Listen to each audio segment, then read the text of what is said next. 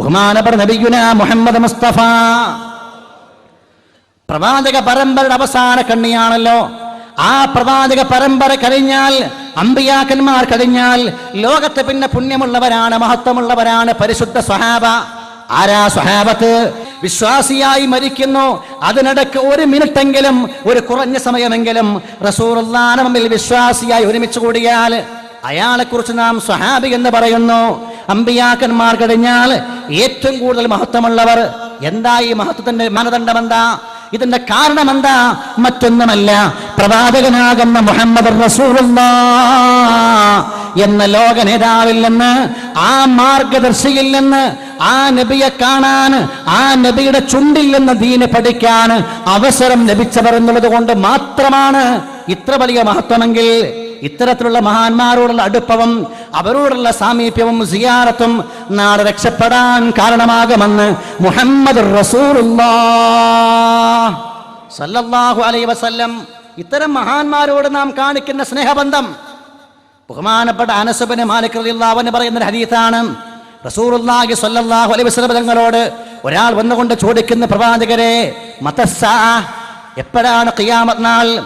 അല്ലാഹുവിന്റെ പ്രവാചകന്റെ ചോദ്യം, മാദാ ആദത്ത ലഹാ, ഖിയാമത്ത് നാളിന് വേണ്ടി നീ എന്താണ് ഒരുക്കി വെച്ചത്?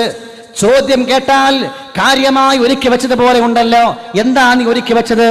ആ സഹോദരന്റെ മറുപടി, ഇല്ല യാ റസൂലല്ലാഹ്, കാര്യമായിട്ടൊന്നുമില്ല.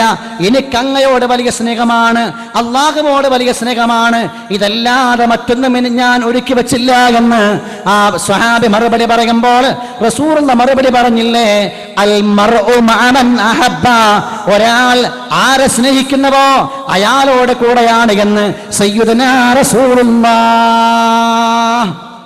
അനസ് റളിയല്ലാഹു അൻഹു ഹദീസ് പറഞ്ഞുകൊണ്ട് പറയുന്നുണ്ട്, എനിക്ക് വലിയ സന്തോഷമായി. റസൂലുള്ളാഹിന്റെ മറുപടി കേട്ടപ്പോൾ എനിക്ക് വലിയ സന്തോഷമായി. എൻ്റെ ഏറ്റവും വലിയ കൂട്ടുകാർ മുഹമ്മദ് മുസ്തഫയാണ്, സിദ്ദീഖുൽ അക്ബറാണ്, മഹാന്മാരായ സ്വഹാബത്താണ്.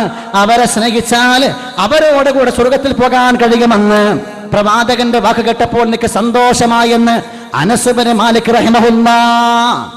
മാത്രമല്ല, നാളെ റബ്ബ് സുബ്ഹാനഹു വ തആല എല്ലാ ആളുകളെയും സ്വർഗത്തിലേക്കും നരകത്തിലേക്കുമായി തരംതിരിക്കുമ്പോൾ മനുഷ്യനല്ലാത്ത എല്ലാ ജീവികളോടും പറയും, കൂനൂ തുറാബാ. മനുഷ്യനും ജിന്നുകൾക്കും മാത്രമാണ് സ്വർഗവും നരകവും, മറ്റു ജീവികൾക്ക് സ്വർഗവും നരകവും ഇല്ല. അവർ തമ്മിലുള്ള ഖിസാസ് കഴിഞ്ഞാൽ പടച്ചവനവരോട് പറയും, കൂനൂ തുറാബാ, എല്ലാം മണ്ണായി മാറുക, എല്ലാവരും മണ്ണായി മാറുക. റസൂല് പറയുന്നു, എല്ലാ നായകളോടും പടച്ചവൻ മണ്ണായി മാറാൻ പറയുമ്പോൾ ഒരു നായയോട് പടച്ചവൻ പറയുമത്രേ സ്വർഗത്തിലേക്ക് പോകാൻ. ഏതാണ് ആ നായ?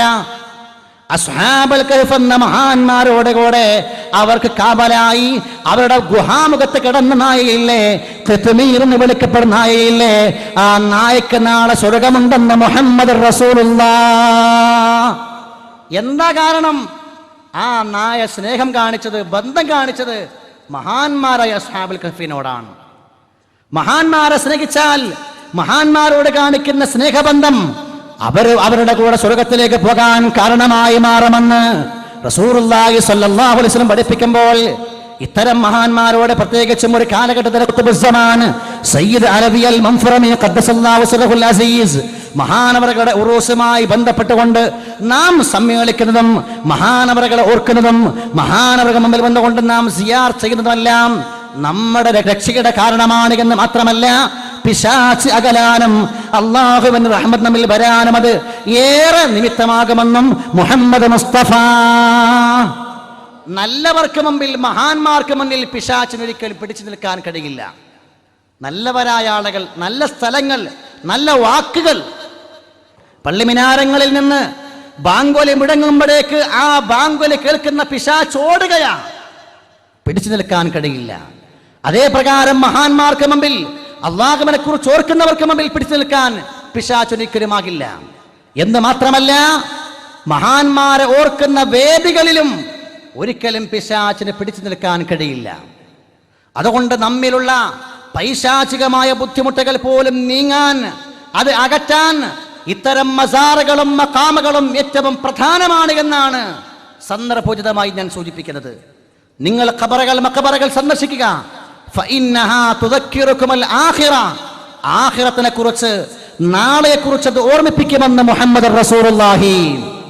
നാം ചെയ്യുന്ന ഒരു കാര്യവും ദുനിയാവിന് വേണ്ടിയല്ല, ദുനിയാവിന് വേണ്ടിയാണെന്ന് നമ്മൾ പ്രകടമായി മനസ്സിലാക്കുന്നുവെങ്കിലും നാം ചെയ്യുന്ന ഏത് കാര്യത്തെയും പടച്ചവൻ ബന്ധിപ്പിച്ചത് മരണാനന്തര ജീവിതവുമായിട്ടാണ്, ആഖിറവുമായിട്ടാണ്, ആത്മാവിന്റെ ബന്ധവുമായിട്ടാണ്. വിവാഹം കഴിക്കുന്ന നാം നബി സല്ലല്ലാഹു അലൈഹി വസല്ലം ഒരിക്കൽ പറഞ്ഞു, പ്രിയപ്പെട്ട സ്വഹാബ, നിങ്ങളുടെ ഭാര്യമാരെ നിങ്ങൾ സമീപിക്കുന്ന വിഷയത്തിൽ പോലും നിങ്ങൾക്ക് പ്രതിഫലമുണ്ട്, കൂലിയുണ്ട്. സ്വഹാബികൾക്കുള്ള ചോദ്യം, യാ റസൂലല്ലാഹ്, ഞങ്ങളുടെ ശരീരങ്ങൾക്കുള്ള വികാരമല്ലേ ഞങ്ങൾ തീർക്കുന്നത്, അതിനും പ്രതിഫലമുണ്ടോ? റസൂലുള്ളാഹിന്റെ ചോദ്യം, അതെ, നിങ്ങൾ ആ വികാര പൂർത്തീകരണം അള്ളാഹു ഇഷ്ടപ്പെടാത്ത വഴിയിലായാൽ ശിക്ഷയുണ്ടാകില്ലേ? അത് ഹറാമല്ലേ? ഹറാമിന് ശിക്ഷയുണ്ടാകില്ലേ? എന്നാൽ അതേ പ്രകാരം പടച്ചവൻ പൊരുത്തപ്പെട്ട വഴിയിലാണെങ്കിൽ അതിന് കൂലിയുണ്ട് എന്ന് മുഹമ്മദ് റസൂലുള്ളാഹി സല്ലല്ലാഹു അലൈഹി വസല്ലം.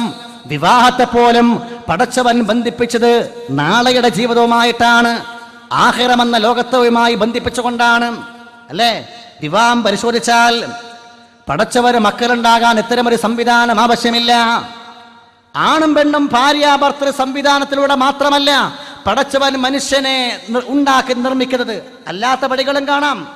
ആദം അലൈഹിസ്സലാത്തു വസ്സലാമിനെ സൃഷ്ടിപ്പ് പരിശോധിച്ചാൽ ഒരു ആണിന്റെ സ്ഥാനത്തും പെണ്ണിന്റെ സ്ഥാനത്തും ആരെയും കാണുകയില്ല. ആണുമില്ല, പെണ്ണുമില്ല, പിതാവിന്റെയും മാതാവിന്റെയും സ്ഥാനത്ത് ആരെയും കാണില്ല. ഇനി ഹവ്വാ ബീവിയെ നോക്കിയാൽ ഒരു പക്ഷേ ആണിന്റെ സ്ഥാനത്തായി ആദം നബിയെ കാണാമെങ്കിൽ ഉമ്മയായിട്ട് ആരെയും കാണുന്നില്ല. മസീഹുല്ലാഹി ഈസാ അലൈഹിസ്സലാത്തു വസ്സലാം, മറിയം ബീവിയാണ് ഉമ്മ. മാതാവായി മറിയം ബീവി ഉണ്ടെങ്കിൽ ആണായി ആരുണ്ട്? ഈസാ നബിയുടെ പിതാവായി നമുക്ക് ആരെ മനസ്സിലാക്കാം? ആണില്ലാതെയും പടച്ചവൻ മനുഷ്യനെ സൃഷ്ടിച്ചു, പെണ്ണില്ലാതെയും പടച്ചവൻ മനുഷ്യനെ സൃഷ്ടിച്ചു, ആണും പെണ്ണുമില്ലാതെ മനുഷ്യനെ സൃഷ്ടിച്ചു. അപ്പൊ മനുഷ്യന്റെ സൃഷ്ടിപ്പിനും മനുഷ്യന്റെ പരമ്പരകൾ നിലകൊള്ളാനും ഒരിക്കലും ആൺ പെണ്ണിന്റെ സാന്നിധ്യം പടച്ചവൻ ആവശ്യമില്ല. പിന്നെ എന്തിനാ ഭാര്യ ഭർത്തൃ ബന്ധം എന്ന് പറയുന്ന ഒരു സംവിധാനം ഒരുക്കിയത്? യാ അയ്യുഹന്നാസ് ഇത്തഖൂ റബ്ബകുമല്ലദീ ഖലഖകും മിൻ നഫ്സിൻ വാഹിദ وخلق منها زوجها وبث منهما رجالا كثيرا ونساء واتقوا الله الذي تساءلون به والأرحام إن الله كان عليكم رقيبا. ഈ ആയത്തിൽ പടച്ചവൻ 2 തവണ പറഞ്ഞിരിക്കുന്നു, ഇത്തഖൂ, സൂക്ഷിക്കണേ, സൂക്ഷിക്കണേ, സൂക്ഷിക്കണേ. മനുഷ്യരെ, റബ്ബിനെ സൂക്ഷിക്കണം. ഒരു നഫ്സിൽ നിന്ന്, അതായത് ആദം എന്ന് പറയുന്ന നഫ്സിൽ നിന്ന് എല്ലാവരെയും പടച്ചവനാണവൻ. വഖലഖ മിൻഹാ സൗജഹാ, ആദമിന് വേണ്ട ഇണയെ ഹവ്വാ ബീവിയെ പടച്ചവൻ സൃഷ്ടിച്ചു. ആദമിന്റെ ഇടത്തെ വാരിയലിൽ നിന്ന് ആദം നബി ഉറങ്ങിക്കിടക്കുമ്പോൾ ആദം നബിയുടെ ഇടത്തെ വാരിയിൽ നിന്ന് ഒരു എല്ല് മുറിച്ചെടുത്തുകൊണ്ട് സൃഷ്ടിക്കുന്നു ഹവ്വാ ബീവി റളിയല്ലാഹു തആല അൻഹാ. വബസ്സ മിൻഹുമാ റിജാലൻ കസീറൻ വനിസാഅ, ഇവർ 2 പേരിൽ നിന്നുമായി പടച്ചവൻ ഒരുപാട് ആണിനെയും പെണ്ണിനെയും സൃഷ്ടിച്ചു. അല്ലാഹ് പറയുന്നു എന്തിനാ? വത്തഖുല്ലാഹല്ലദീ തസാഅലൂന ബിഹി വൽ അർഹാം, ഇതെല്ലാം സംവിധാനിച്ച പടച്ചവരെ നിങ്ങൾ സൂക്ഷിക്കണേ. വൽ അർഹാം, കുടുംബ ബന്ധങ്ങളെയും നിങ്ങൾ സൂക്ഷിക്കണേ. അള്ളാഹുവിനെ സൂക്ഷിക്കണമെന്ന് പറഞ്ഞു കഴിഞ്ഞ ഉടനെ പടച്ചവൻ പറയുന്ന വിഷയം കുടുംബങ്ങളെയും കുടുംബ ബന്ധങ്ങളെയും നിങ്ങൾ സൂക്ഷിക്കണം എന്നാ. എന്താ കാരണം? അവൻ വിവാഹം കഴിക്കുന്നതോടെ കൂടെ ഒരു ഭാര്യ കടന്നു വരികയാണ്. ആ ഭാര്യയുടെ മാതാവും പിതാവും അവന്റെ പിതാവാണ്, മാതാവാണ്, അവന്റെ ഉപ്പയാണ്, ഉമ്മയാണ്. സ്വന്തം ഉമ്മയെ ബഹുമാനിക്കും പോലെ സ്നേഹിക്കും പോലെ സ്നേഹിക്കാൻ അവൻ ബാധ്യസ്ഥനാണ്. ബാധ്യസ്ഥനാണെന്ന് മാത്രമല്ല, ഈ ബന്ധങ്ങൾ മുഴുവനും പുലർത്താനായില്ലെങ്കിൽ, പരിപാലിക്കാനായില്ലെങ്കിൽ നാളെ ഇവനിക്ക് സുലകം പുൽകാൻ കഴിയില്ലെന്ന് സയ്യിദുനാ റസൂലുള്ളാഹ്. മനുഷ്യബന്ധങ്ങളെ, കുടുംബ ബന്ധങ്ങളെ അല്ലാഹു തആല ഉണ്ടാക്കിയത് ആ ബന്ധങ്ങൾ പരിപാലിച്ചെങ്കിൽ മാത്രമേ, പുലർത്തിയെങ്കിൽ മാത്രമേ നിനക്ക് സ്വർഗമുള്ളൂ എന്ന് പഠിപ്പിക്കാൻ തന്നെയാ. ഈ ബന്ധങ്ങളെ പടച്ചവൻ ബന്ധിപ്പിച്ചത് സ്വർഗവും നരകവുമായിട്ടാണ്. ബന്ധം മുറിച്ചാൽ അവൻ നരകത്തിന്റെ അവകാശിയാണ്. ബന്ധം പുലർത്തിയാൽ അവനക്ക് സ്വർഗമുണ്ട് എന്നും പരിശുദ്ധ റസൂൽ മുഹമ്മദ് മുസ്തഫ. ഒന്നുകൂടി വ്യക്തമായി പറഞ്ഞാൽ, എനിക്ക് സ്വർഗത്തിൽ പോകാൻ ഞാൻ നിസ്കരിക്കുന്നു, നോമ്പെടുക്കുന്നു, നന്മകൾ ചെയ്യുന്നു പോരാ. എനിക്ക് സ്വർഗത്തിൽ പോകാൻ എൻ്റെ പിതാവ് സർട്ടിഫൈ ചെയ്യണം, എനിക്ക് സ്വർഗത്തിൽ പോകാൻ എൻ്റെ മാതാവ് സർട്ടിഫൈ ചെയ്യണം, എനിക്ക് സ്വർഗത്തിൽ പോകാൻ എൻ്റെ മാതാപിതാക്കൾ എന്ന് മാത്രമല്ല എൻ്റെ ഭാര്യ മക്കൾ സർട്ടിഫൈ ചെയ്യണം, എനിക്ക് സ്വർഗത്തിൽ പോകാൻ എൻ്റെ അയൽക്കാർ, എൻ്റെ കൂട്ടുകാർ, ഞാനുമായി ബന്ധപ്പെട്ടവർ മുഴുവനും സർട്ടിഫൈ ചെയ്യണം. ഇവൻ നല്ലവനായിരുന്നു, നല്ല മോനായിരുന്നു, നല്ല ഉപ്പയായിരുന്നു, നല്ല ഭർത്താവായിരുന്നു, ബന്ധങ്ങൾ പുലർത്തിയിട്ടുണ്ട്, കടപ്പാടുകൾ നിർവഹിച്ചിട്ടുണ്ട് എന്ന് പറഞ്ഞാലല്ലാതെ എനിക്ക് സ്വർഗത്തിൽ പോകാൻ കഴിയില്ലെന്ന് പരിശുദ്ധ റസൂൽ മുഹമ്മദ് മുസ്തഫ.